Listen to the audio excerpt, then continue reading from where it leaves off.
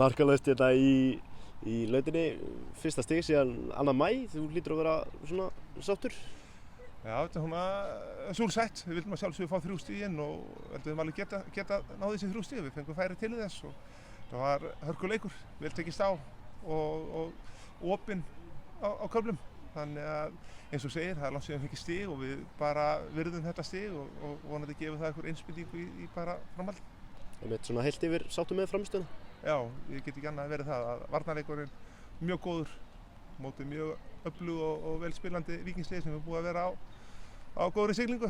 Náðu 2 flotta sigra undanfarið og við vissum það að við varum að fara í hörkuleik og varnarleikurinn hjá okkur var góður og sem hefur svona verið að batna undanfarið.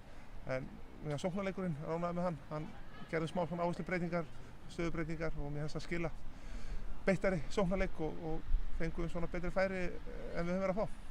Það gerist þennan atvik undir lok leiks, það er vítatilkall, sást þú atvikið?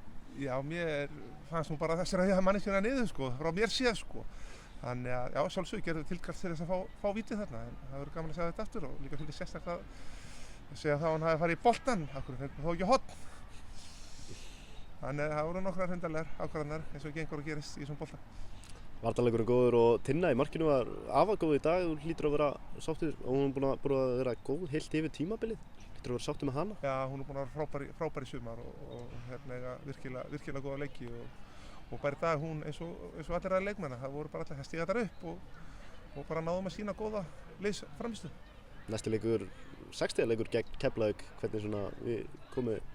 Þetta er svona frammistaðar sem hægt er að byggja ofan á allavega hér í dag fyrir þann leik? Já, vissulega. Það er verður annar hörkuleikur og baráttuleikur þannig að við í íþróttum þá þarf maður að byggja á einhverju jákvæðu. Við höfum reynt að gera það þrátt fyrir dapurt gengi og við höldum áfram í því að reyna að byggja á því jákvæða og komum klárar í leikinn í Sunny Kef á sunnudaginn. Takk hérlega.